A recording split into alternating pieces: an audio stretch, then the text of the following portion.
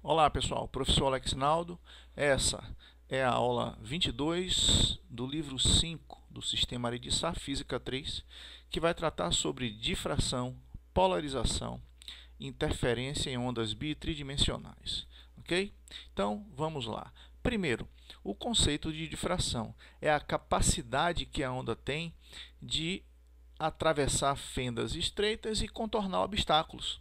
Então, neste caso, vamos analisar aqui esse desenho que inclusive foi utilizado uma vez em uma questão do próprio Enem.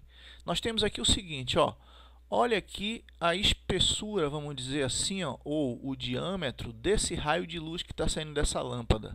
Só que ele encontrou aqui uma fenda mais estreita. Uma fenda mais estreita. O que aconteceu? O raio de luz atravessou, apenas diminuiu o diâmetro. Ok? Mas ele passou como ele era antes. Antes ele era um feixe cilíndrico e continuou sendo um feixe cilíndrico, né? Em formato de tubo, vamos dizer assim, né? Bom, aí o que acontece? Do lado de cá é a mesma luz com o mesmo diâmetro anterior, o mesmo. Aí se fechou ainda mais a passagem. O que acontece?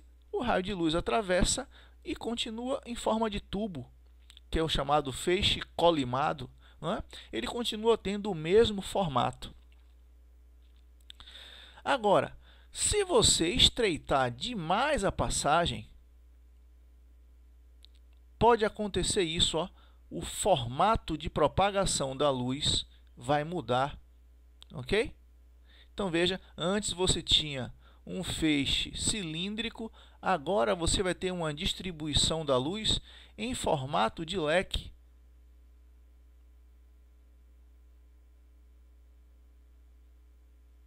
Quando é que isso acontece? Quando a distância da fenda, que eu vou chamar de Dzinho, fica nas proximidades de tamanho do comprimento de onda. Então, quando a fenda ou o obstáculo que vai ser contornado, ele se aproxima do comprimento de onda da onda, aí a difração ela é mais perceptível. Okay? Você observa realmente que o formato de propagação da onda mudou. Tudo bem? Então, condição para a difração mais perceptível.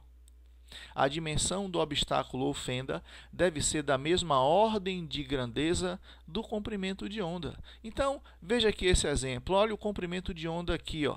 Está vendo? A distância de uma crista para a crista seguinte. Aqui, lambda. Essa onda poderia ser desenhada assim, pessoal. Deixa eu fazer direito.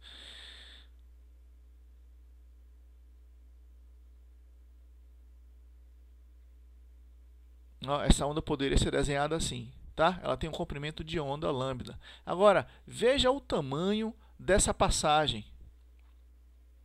Daqui para cá, D. Dá para ver que D é maior do que lambda, né? Bem maior. Então, nesse caso, a onda passa da mesma maneira, com o mesmo formato, com o mesmo comprimento de onda. Olha ela vindo aqui, Percebeu? Não teve nenhuma alteração.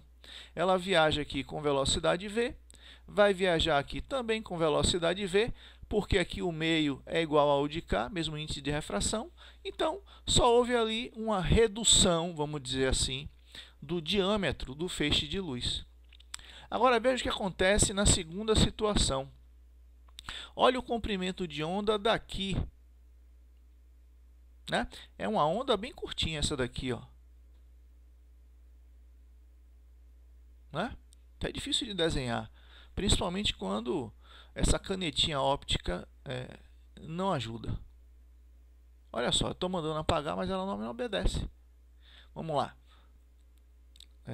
Espera aí. Quando aparece essa bolinha é porque alguma coisa ruim vai acontecer.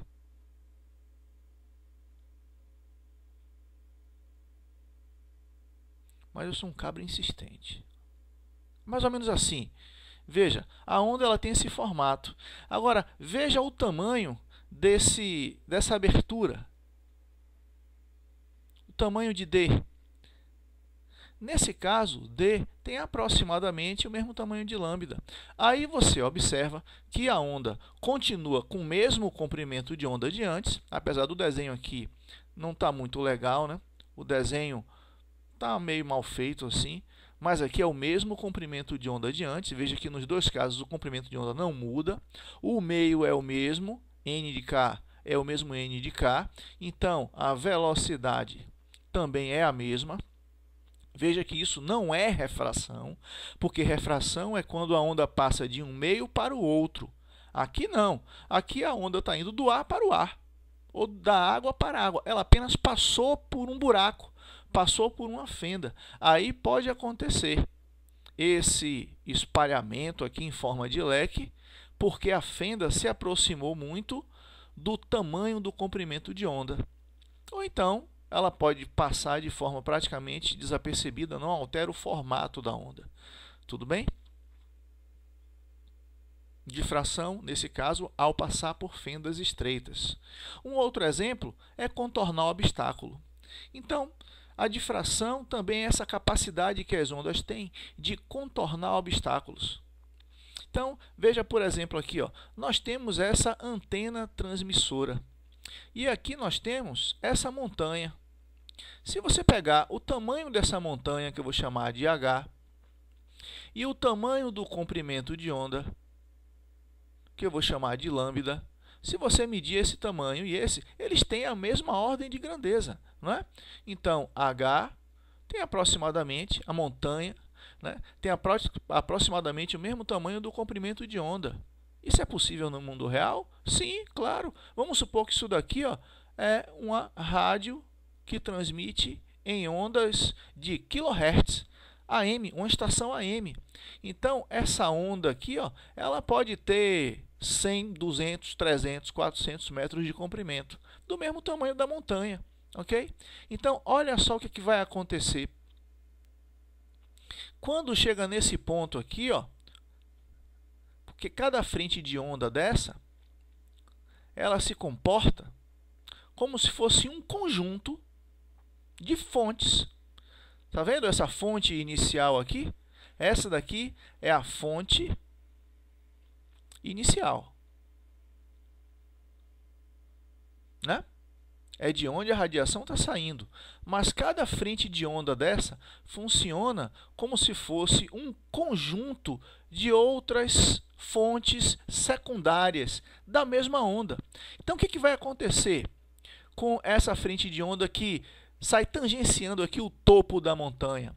Ela também vai emitir ondas com o mesmo comprimento de onda dessa de cá. Ok? É por isso que a onda, se você fosse imaginar em termos aqui de raio de onda, olha só, o raio de onda que sai daqui, tangenciando o topo da montanha. Ele foi capaz de desviar, contornar o obstáculo.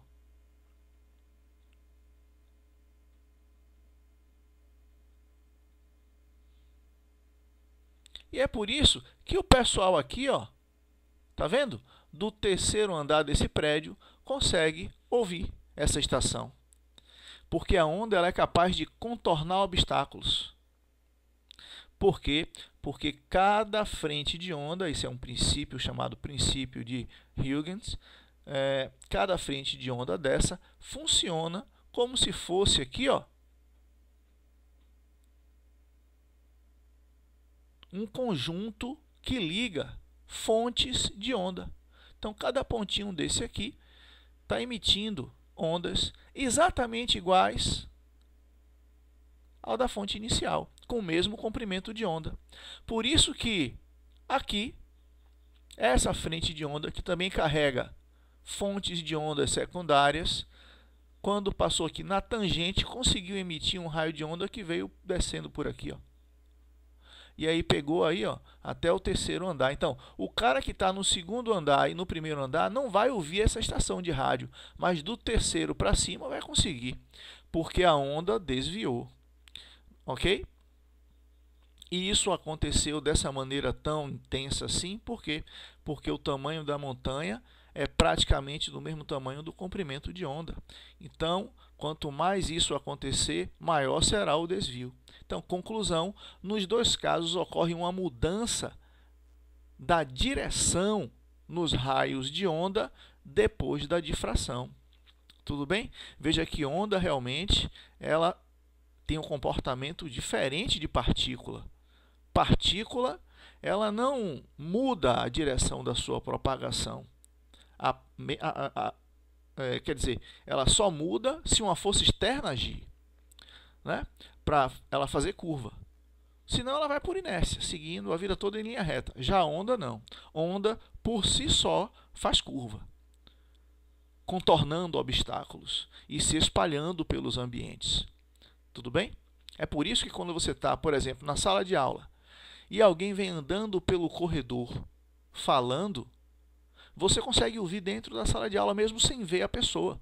Porque a onda sonora que a pessoa emitiu pelo corredor invade a sala de aula. Ela faz uma curva por ela mesma. Ela contorna e entra na sala de aula e se espalha pelo ambiente. Então, isso é difração. Tudo bem? Então, vamos ver aqui esse vídeo para entender melhor sobre esse fenômeno chamado difração. Deixa eu buscar ele aqui na internet e já trago para vocês isso aqui na tela. Um minutinho só.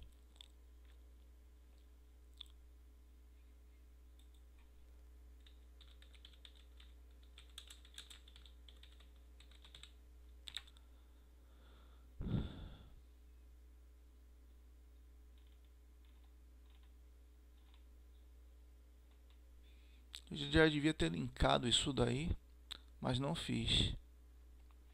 Deixa eu procurar direto no YouTube, deve estar lá.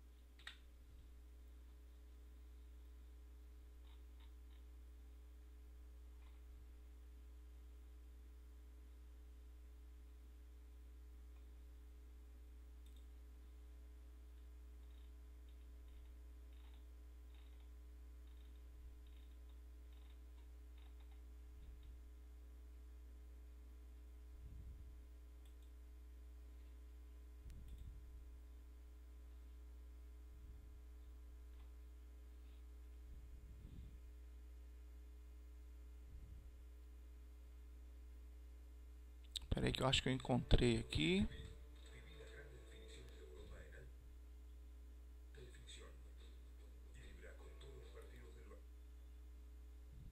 Fenômenos ondulatórios, difração. Essas figuras representam a superfície da...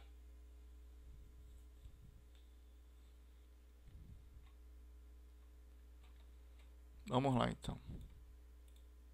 Fenômenos ondulatórios, difração. Essas figuras representam a superfície da água contida num recipiente de profundidade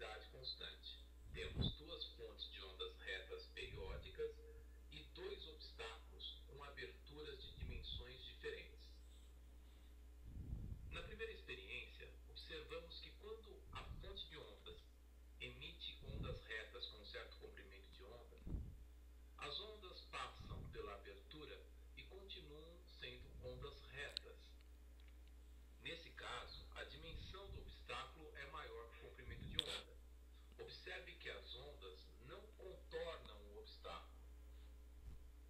Na segunda experiência, observamos que as mesmas ondas retas que se propagam na superfície do líquido, ao atingirem o obstáculo, contornam o obstáculo, atingem regiões que antes não atingiam. Isso ocorreu devido ao fato que a dimensão da abertura do obstáculo é menor do que o comprimento de onda. Observe que as ondas passaram a ser circulares, com o mesmo comprimento de onda. Dizemos que aqui a onda contornou o obstáculo. O fenômeno em que ocorre o contorno de obstáculos por uma onda é chamado de difração. Um bom exemplo de difração ocorre quando uma pessoa emite um som e entre ela e um ouvinte há um obstáculo. Observe. A onda sonora contorna a parede e atinge o observador à direita. Constatamos que isto ocorre porque o comprimento de onda do som é maior do que a dimensão do obstáculo entre as duas pessoas. O som contorna obstáculos no nosso dia a dia, pois a dimensão do obstáculo ou das frestas dos obstáculos é menor que o comprimento de onda do som. O fenômeno da difração pode ser explicado pelo princípio de Huygens. Você tem uma fonte de ondas que está emitindo ondas circulares. Em determinado momento, cada ponto desta frente de onda comporta-se como uma fonte de ondas secundárias, emitindo ondas também circulares. Essas ondas formam a nova frente de onda que atinge o obstáculo. E cada ponto dessa nova frente de onda se comporta como novas fontes de ondas secundárias, gerando ondas que, devido à dimensão do obstáculo em relação ao comprimento de onda, fazem com que ocorra a difração. Resumindo, se a dimensão do obstáculo ou da abertura for menor do que o comprimento de onda, verifica-se a difração, ou seja, a onda contorna o obstáculo ou a abertura. Ondas de maior comprimento de onda difratam mais do que as ondas de menor comprimento de onda nas mesmas condições, já que a difração ocorre devido à diferença entre a dimensão dos obstáculos ou da abertura e o comprimento de onda. Maior comprimento de onda em relação à dimensão do obstáculo, maior possibilidade da onda difratar. O comprimento de onda da luz vermelha é maior que o comprimento de onda da luz violeta. Portanto, nas mesmas condições, a luz vermelha difrata mais do que a luz violeta. O comprimento de onda da onda eletromagnética de rádio AM é maior do que o comprimento de onda das ondas de rádio FM. Logo, nas mesmas condições, as ondas de rádio AM difratam mais do que as ondas de rádio FM, contornam mais obstáculos. O comprimento de onda do som é muito maior que o comprimento de onda da luz. Logo, percebemos no dia a dia que as ondas sonoras difratam mais do que as ondas luminosas. O comprimento de onda do som grave é maior que o comprimento de onda do som agudo. Logo, o som grave difrata mais do que o som agudo.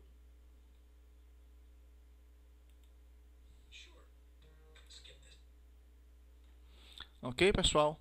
Então, a gente viu aí que pelo princípio de Huygens, quanto maior for o comprimento de onda, existe a maior possibilidade da difração. É por isso que ondas de AM, de rádio AM, se espalham melhor por uma cidade do que as ondas de FM, porque as ondas de AM, elas conseguem contornar com mais facilidade os prédios, justamente por serem ondas muito longas, de centenas de metros. Já as ondas de FM são menores, então tem mais dificuldade. Então você vai ter mais pontos na cidade vamos dizer assim, sem sinal de FM do que AM. Aliás, as ondas de AM, elas conseguem fazer reflexão na ionosfera e retornar para a superfície da Terra. É por isso que daqui do Brasil você consegue, por exemplo, escutar transmissões de AM do outro lado do mundo, da Austrália, por exemplo. Já com ondas de FM isso não é possível. Tudo bem? polarização de ondas. Bom, onda eletromagnética, na verdade, é campo elétrico variável que produz campo magnético variável, que por sua vez produz campo elétrico variável, e isso vai se propagando no espaço. É uma onda transversal ao mesmo tempo que é tridimensional. Então aqui nós estamos, por exemplo, representando um feixe cilíndrico de luz. Veja que essa daqui é a direção de propagação do raio, e esses outros vetorizinhos, todos eles perpendiculares à direção da viagem do raio, representam os campos elétricos oscilantes. Veja que como são oscilantes, eles chegam a um mínimo, chegam a um máximo, depois a um mínimo de novo, depois a um máximo, depois a um mínimo. É algo que vibra. Bom, então aqui nós colocamos uma placa que vai fazer a absorção de todas as outras componentes do campo elétrico. Só quem vai passar é a componente vertical. Então veja, essa luz aqui, simbolizada pela letra A, ela bate na entrada desse polarizador e do outro lado sai uma luz que só oscila o seu campo elétrico na vertical. Essa luz aqui é chamada de luz polarizada, ok? Existem basicamente esses 4 tipos de polarização. Nós vamos utilizar no nosso curso mais esses 2 tipos aqui, a absorção, que é o que eu acabei de falar no slide anterior, né? E em muitas questões aparece também essa polarização, inclusive é uma questão que tem aí, né, na parte das questões de sala. Então existe a reflexão por absorção, que é a mais utilizada nos vestibulares, e a absorção por reflexão, que é chamada de polarização de Brewster, que acontece quando o raio refletido e o raio refratado formam 90 graus. Aqui tem uma superfície separadora dos meios, ok? Então, envolve refração e reflexão. Bom, existem outros tipos de espalhamento, como o espalhamento de Rayleigh. Esse daqui é o espalhamento que acontece, por exemplo, na atmosfera, o que explica o fato do nosso céu ser azul. Okay? Então aqui nós temos a luz branca oscilando em todas as direções e interagindo com as partículas da atmosfera. Então veja que acontece a separação dos componentes vertical e horizontal de vibração do campo elétrico para direções diferentes. Okay? Então aqui nós temos esse espalhamento, vamos dizer assim, do campo elétrico. Bom, existe esse outro tipo de polarização, que é onde ocorre a birrefringência. Isso acontece em materiais anisotrópicos. São aqueles materiais que, a depender da direção por onde você anda por ele, a luz tem uma velocidade ou outra. Então, nesse caso, veja que a luz incidente tem campo elétrico que vibra em todas as direções perpendiculares ao raio da onda, e quando acontece a incisão nesse material, o campo elétrico vertical e o campo elétrico horizontal eles se separam, ok? Bom, mas nós aqui vamos nos importar mais com a polarização por absorção e por reflexão.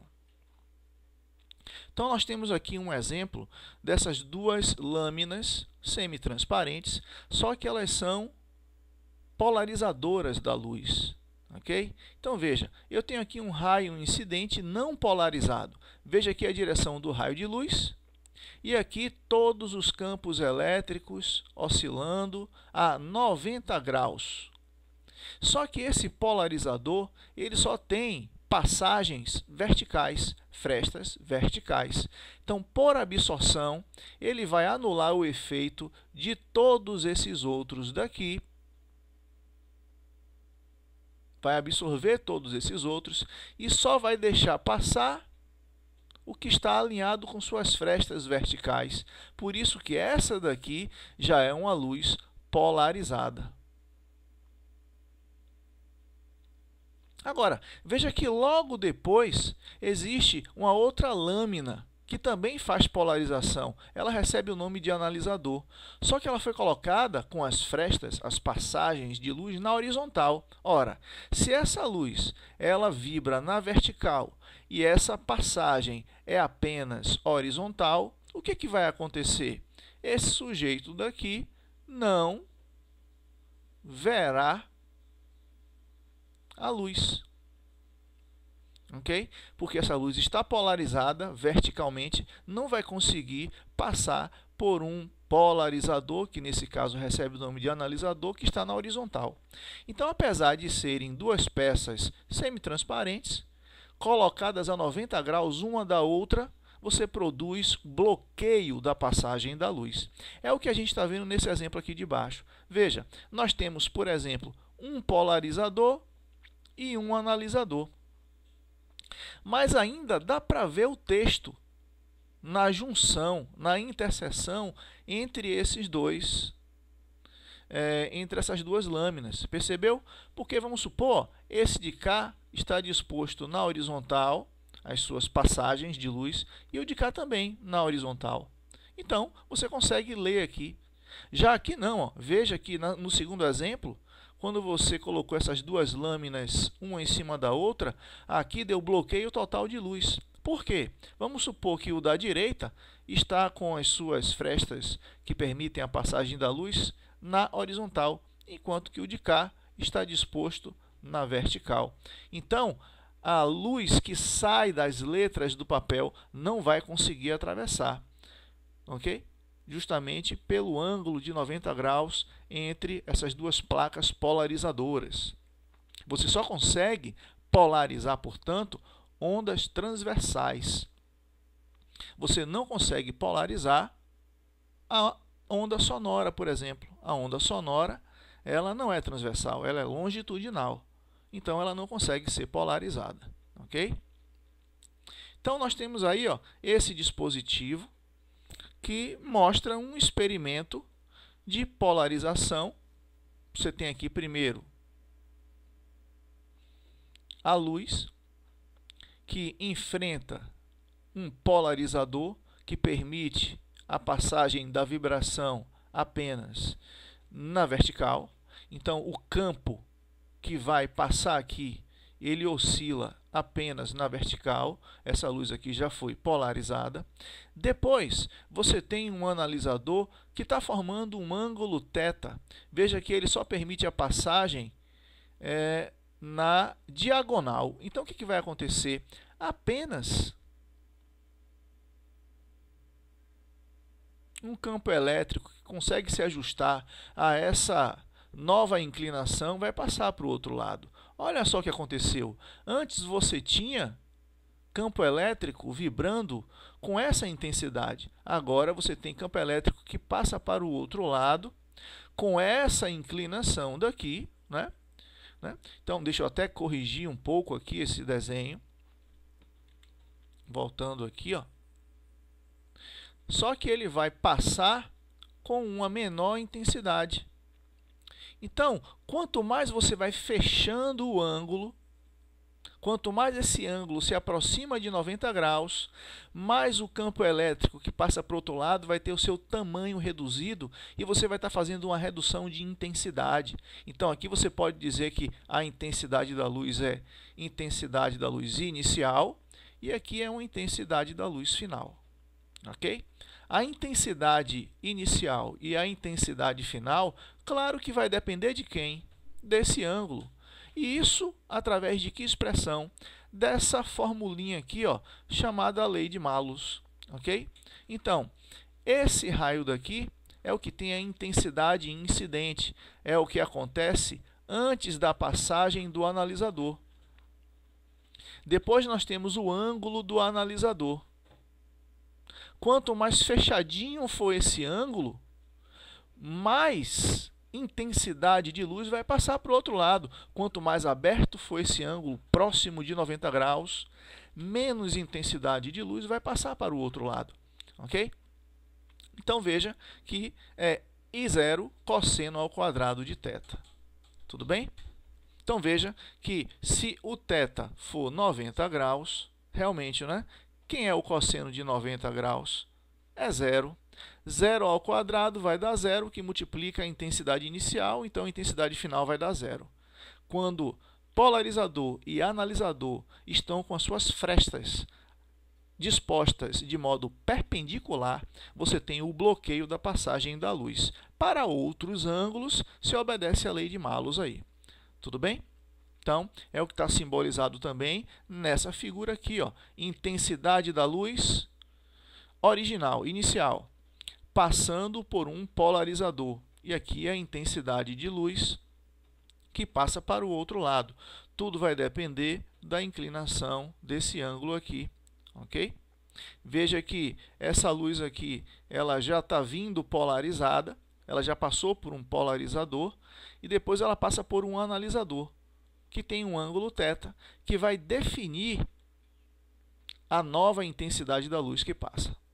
Veja que a intensidade dessa luz aqui, ó, olha essa distância daqui para cá, é maior do que a que passou para o outro lado.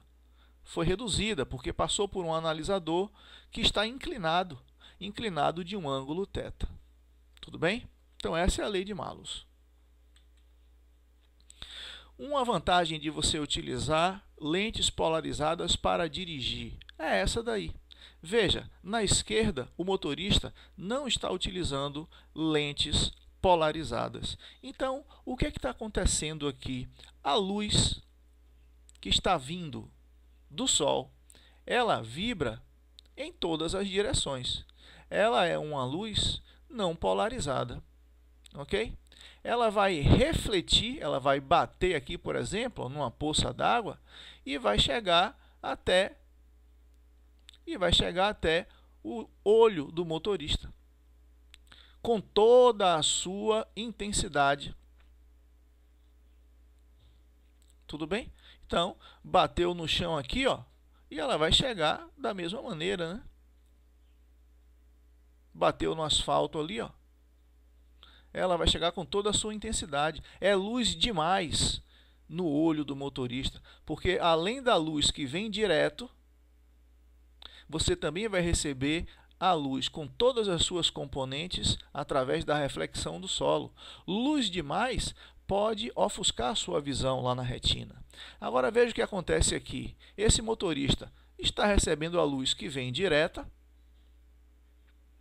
mas o que acontece? A luz refletida, como ele está utilizando uma lente aqui na frente, e essa lente é uma lente polarizadora, o que vai acontecer?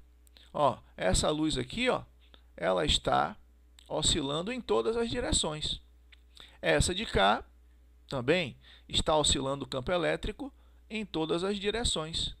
Só que, ao passar por essa lente, olha o que acontece. Ele só permite a passagem, por exemplo, da oscilação horizontal. Somente da horizontal. Então, diminuiu a intensidade da luz que passa, porque você cancelou esse de cá, só passou o horizontal. Ok? Então, você tem menos luz em intensidade atravessando e ali entrando no olho do motorista. A mesma coisa a luz que vem direta, né? Ela vem também oscilando, ó, em todas as direções.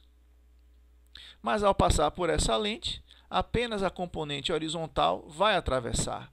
Então vai ser uma luz menos intensa e isso vai ofuscar menos a sua visão. E aí você vai ter a visão mais clara, mais nítida do que tem logo à frente. Ok? Difração em um fio de cabelo. Eu faço esse experimento nas aulas presenciais em sala de aula. Então, o que acontece? Nós temos aqui, ó, eu coloco um fio de cabelo. Pego um fio de cabelo de uma pessoa lá, né? E aqui está o diâmetro do fio de cabelo, né? No diâmetro. E aí eu faço atingir esse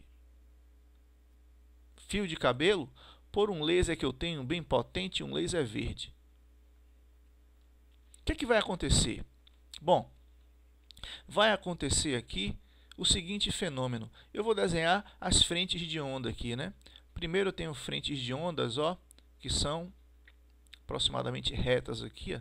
O feixe de laser ele é colimado, cilíndrico, né? Então vem lá, ó. Só que observe que a espessura do fio de cabelo é aproximadamente do mesmo tamanho do comprimento de onda do laser. Então, o que é que vai acontecer aqui, né? Essa onda aqui, ó, ela vai fazer um contorno assim, ó.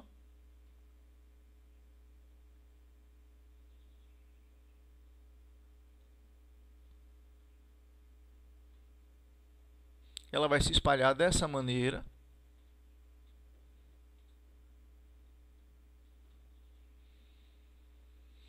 Ok?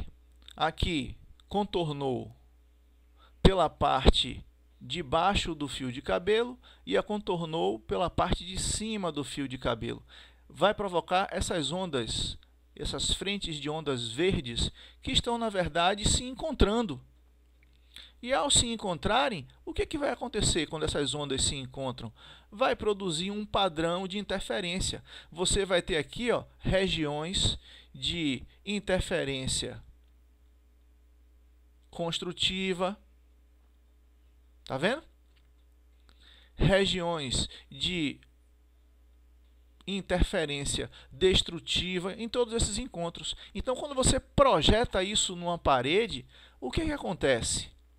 Você observa um padrão de franjas de interferência. A luz fica assim, ó. Se você tiver esse laser verde, faça esse experimento. Bem na frente da lanterna, da luz verde, pegue um fio de cabelo e cole ele aqui. E projete isso na parede. Você vai ver um padrão de franjas de interferência. Tudo bem? Então vamos lá. Atividades de sala. Atividades que vão pegar aí de 1 a 4. Então, primeiro, um fio de cabelo intercepta um feixe de laser e atinge um anteparo, conforme representa a figura 1 a seguir. Nessa situação, forma-se sobre o anteparo uma imagem que contém regiões iluminadas intercaladas, cujas intensidades diminuem a partir da região central, conforme mostra a figura 2 a seguir. O fenômeno óptico que explica o padrão da imagem formada é o que? Nós já vimos, né? É a difração. Você vai ter a difração, que é o contorno por uma parte e pela outra da espessura do fio de cabelo. Esse contorno vai produzir ondas, tanto de um lado quanto do outro. Essas ondas vão se encontrar, produzindo um padrão de franjas de interferência de máximos e mínimos. Ok? É muito legal mostrar isso na sala de aula. Então, difração, letra A. Segundo, a luz e o som são consideradas como ondas por transportarem energia sem haver transporte de matéria. No entanto, têm características diferentes. Assinale a alternativa correta. Primeiro, o som é uma onda mecânica e pode ser polarizado. Isso daqui já é falso. Por quê? Porque o som é uma onda longitudinal e você só pode polarizar ondas transversais. Então é falso. O som é uma onda mecânica e não pode ser polarizado, enquanto a luz é uma onda eletromagnética e pode ser polarizado. Correto, letra B. É exatamente isso. Por que o C está errado? Tanto o som como a luz são ondas eletromagnéticas? Falso. O som é uma onda mecânica. D. Tanto o som como a luz são ondas mecânicas? Falso. A luz é onda eletromagnética. Letra E. Tanto o som como a luz são ondas eletromagnéticas? Falso. Então, letra B. Terceira questão. Nós já vimos essa questão antes, né? No curso de óptica, né? Ela apareceu de novo agora no curso de ondas. Fala sobre essa polarização por reflexão, que é chamada polarização de Brewster. Então, olha só o que acontece. Nós temos aqui um raio não polarizado de luz incidente E aí nós temos agora o raio de luz refletido, polarizado, e o raio de luz refratado, parcialmente polarizado. Tudo bem? Mas para que isso aconteça, o ângulo aqui, ó, tem que ser de 90 graus. Tá bom? Então ele fala o seguinte, ó, nós temos o ângulo de polarização, que na verdade é esse cara daqui, que é o nosso ângulo de incidência, né, lá da óptica, que é igual ao de reflexão. Então, esse carinha de cá é igual ao do outro lado. Ele até botou o mesmo nome, né? O ângulo de polarização. Esse de cá, que ele chama de θr, é na verdade o ângulo de refração. Ok? Ele disse que o ângulo de refração, esse sujeito de cá, é 30 graus. Está aqui, ó, 30 graus. Ele disse que o índice de refração daqui de cima, aqui em cima é o ar, vale 1. Tudo bem? Então, ele quer saber o seguinte, ó, nessa situação, qual deve ser o índice de refração da lâmina para que o feixe refletido seja polarizado? Para que o feixe refletido seja polarizado, qual é a condição que você tem que garantir? Essa de cá, ó, 90 graus. Bom, então vamos lá. Se esse ângulo de cá é 30, e entre a reta normal e a superfície você também tem 90 graus, né? E esse R é 30, então eu posso dizer que esse de cá é 60. Né? Por outro lado, entre o ângulo refratado e o ângulo refletido, para acontecer a polarização de Brewster, você tem que ter 90 graus. Então, o que é que eu posso dizer? Que para 90 graus falta quanto aqui? 30. Ok? Bom, se esse ângulo é 30, então me diga uma coisa, qual é o valor desse ângulo de cá? Já que daqui para cá é 90, esse de cá só pode ser 60. Então, o de cá é 60. Percebeu a caminhada? Então, eu tenho um ângulo de incidência igual a 60 graus, um ângulo de refração igual a 30 graus. Eu tenho o índice de refração do ar, que é igual a 1. Então, qual é o índice de refração da lâmina? Aí você tem que lembrar da lei de Snell, né? Então, ó, seno de I sobre seno de R, ok? I está no meio 1, ângulo de incidência, R está no meio 2, é o da lâmina, ok? Isso daqui vai ser igual ao quê? Lambda 1 sobre lambda 2, que é igual a V1 sobre V2, que é igual a N2 sobre N1. Lembre que no N inverte. Eu vou utilizar, ó, a relação desse cara direto com esse. Tudo bem? Então, vai ficar assim, ó, seno do ângulo de incidência, 60, sobre seno do ângulo de refração, seno de 30. Do outro lado, epa, eu escrevi errado aqui, ó. Fala uma coisa aí, né? N2 sobre N1.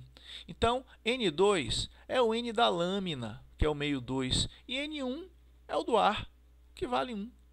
Ok? Então, eu agora vou pegar esse carinha aqui, ó, e resolver nesse espaço. Tá bom? Então, seno de 60, raiz de 3 sobre 2. Sobre seno de 30, 1 sobre 2. Isso aqui vai ser igual ao índice de refração da lente sobre 1. Então, resolvendo para cá, ó, conserva a primeira, multiplica pelo inverso da segunda. Isso daqui vai ser o índice de refração da lâmina. Então, o índice de refração da lâmina, cortando esse 2 com esse, é raiz de 3. Tem que ser raiz de 3 o índice de refração da lâmina para acontecer essa polarização por reflexão, chamada de polarização de Brewster. Então, letra A. Tudo bem? Quarta questão. Uma montagem de um experimento de fenda dupla foi realizada conforme ilustrado na figura seguinte. Para tanto, Dzinho vale 15 lambdas e Dzão é muito maior do que Dzinho. Pode-se afirmar que o nono máximo de interferência em relação ao máximo central está a uma altura H igual a quanto? Então, veja, ó, nós já sabemos que isso aqui é a mesma fonte de luz.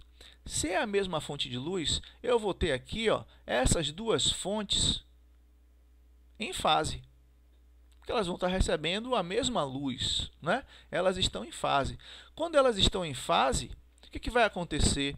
Na região central, os dois raios de luz vão percorrer a mesma distância. Então, não vai ter diferença de marcha entre eles. Então, aqui, ó, você vai ter uma interferência construtiva. Nesse caso aqui, ó, o N é igual a 0. Que N é esse, professor? Lembre, a diferença, o dx, o quanto uma onda anda mais do que a outra, tem que caber um número inteiro de meios comprimentos de onda, não é isso? Quando o N for 0, e 0 é um número par, você vai estar dizendo que o dx foi 0. Ou seja, as duas ondas percorreram a mesma distância, então não tem dx, porque dx é exatamente, né, o quanto uma andou mais do que a outra. Ele quer saber o seguinte, qual deve ser esse carinha aqui, ó, H, para que os dois raios que estão saindo dali, o raio que sai da janela de cima e o raio que sai da janela de baixo, quando eles se encontrarem nesse ponto, isso aqui vai ter que ser uma interferência construtiva, ok? E ele quer que seja igual ao nono máximo, ok? Então, aqui, ó, é o nono máximo de luz. Aqui é o 0, ok? Então, você vai ter um máximo de luz aqui, outro aqui, 2, ó, 1, 2, 3, 4, 5, 6, 7, 8 e 9. Tudo bem? Ele quer saber o tamanho desse H aí. Agora, veja, quando ele diz que esse D é muito maior do que esse Dzinho, na verdade, ele quer que você pense isso. Percebeu? Olha lá o Dzinho como é pequenininho, ó, o Dzinho, a distância entre as duas fontes. E olha o Dzão, a distância até o anteparo. Então, o raio que sai da fonte de cima, o raio que sai da fonte de baixo e a linha intermediária, a bissetriz entre esses dois raios, são praticamente paralelos. Então, veja, o raio A, o raio B e a linha C são praticamente paralelos. Por quê? Porque D tem um valor enorme em relação a Dzinho. Tudo bem? Então, você pode trabalhar essas três linhas como se fossem uma linha só, que lá em cima forma um ângulo φ. Tudo bem? E aqui, ó, nessa questão, aqui vai ser o nono máximo de interferência construtiva. Então, que valor de H é esse? Bom, aí, para entender melhor, a gente vai ter que ampliar a visão. Vamos botar uma lupa nesse problema, porque senão não vai conseguir ver o que vai acontecer. Ó, ampliando a visão. O que acontece é isso. Ó. Nós já vimos que a linha verde e a vermelha e a tracejada são, na verdade, paralelas porque está uma por cima da outra. Aqui nós separamos para poder enxergar o que acontece aqui. Ó. Na verdade, a linha vermelha, que é o raio que sai da fonte de baixo, caminha uma distância maior do que o raio que sai pela fonte de cima, pelo caminho verde. Que distância maior é essa? É esse valor aqui, ó, ΔX. Percebeu? Outra coisa que você tem que ver. Ele fala que lá em cima é o nono máximo, não é isso? Então, veja só o que vai acontecer. Ó. Aqui nós temos o N igual a 0. Então, o primeiro máximo, aqui tem um máximo, mas ele quer que você tenha a medida em relação ao centro. Então, em relação ao centro, o primeiro máximo acontece para o N igual a 2. Depois, para o N igual a 4. Percebeu? Então, primeiro máximo é o próximo par depois do 0. 2. O segundo máximo é o par seguinte, 4. Aí você vai caminhando, ó. Terceiro, quarto, quinto, sexto, sétimo, oitavo. O nono máximo se dá no n igual a 18. Então, cá em cima, o n é 18. A partir do zero. Tudo bem? Então, vamos lá. Ó, aqui nós temos esse triângulo daqui, ó. Esse triângulo, tá vendo? Que pega a linha tracejada e tal, tá vendo? Aqui nós temos o ângulo φ. Aqui, ó, veja que o anteparo, essa reta daqui, é paralela ao anteparo onde tem as fontes, cortadas por essa transversal, que é essa linha vermelha. Então, esse ângulo θ que está aqui também, ângulos alternos e internos, ok? Duas retas paralelas cortadas por uma transversal, beleza? Então, aqui ó, é φ, aqui também é φ. Ora, aqui é 90, aqui é 90. Então, o ângulo que sobrou θ só pode estar aqui, no outro. Percebeu? E isso a gente só pode fazer essa aproximação se a gente imaginar que essas três linhas estão praticamente uma em cima da outra, como a gente viu na visão anterior, né? Devido à distância dzão ser muito maior do que dzinho, essas três aqui ó, são praticamente uma por cima da outra. Aqui a gente separou só para poder fazer a análise. Então, vamos lá. Calcule aí o seno de θ. Vamos lá? Seno de θ. Dentro desse triângulo aqui, ó, que eu estou pintando de azul. Seno de θ vai ser o quê? Vai ser esse ΔX, não é? Esse ΔX, cateto oposto, dividido pela hipotenusa, dzinho. Só que a gente já viu, a questão diz que esse dzinho vale quanto? Olha lá na questão. O dzinho vale, olha lá, ó, 15 lambdas. Então, voltando aqui, ó, 15 lambdas. Tudo bem? Então, o ΔX vai ser igual a 15 lambdas vezes seno de θ. Tá bom? Bom, por outro lado, a gente sabe que esse ΔX, pela equação da interferência, é igual a um número inteiro de meias ondas. Tá certo? Então, vamos botar dx o que ele é. Ele é 15 lambdas seno de θ. Do outro lado, qual é o n que eu vou utilizar? O do nono máximo. Então, é 18.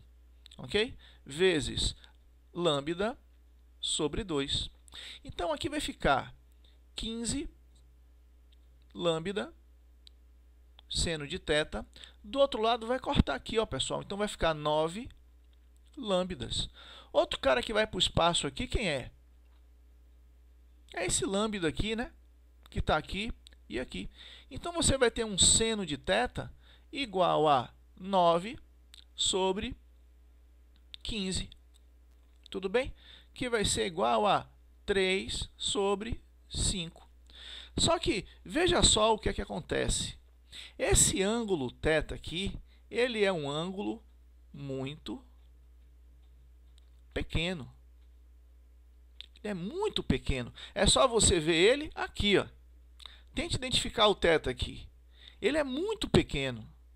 Quando o θ é muito pequeno, seno de θ tem aproximadamente o mesmo valor do θ em radianos, que é aproximadamente o mesmo valor da tangente de θ, não é? Quando θ é pequeno. Para ângulos muito pequenos, de 10 graus para baixo, você pode fazer, ó, essa comparação. Tudo bem? Então, isso daqui é aproximadamente a tangente de θ. Beleza? Então, agora você vem para cá para resolver. Tangente de θ vai ser 3 sobre 5. Mas tangente de θ em um triângulo retângulo é o quê? Não é cateto oposto sobre cateto adjacente? Então, pegue esse triângulo aqui agora, ó, esse, que eu estou botando essas linhas pretas.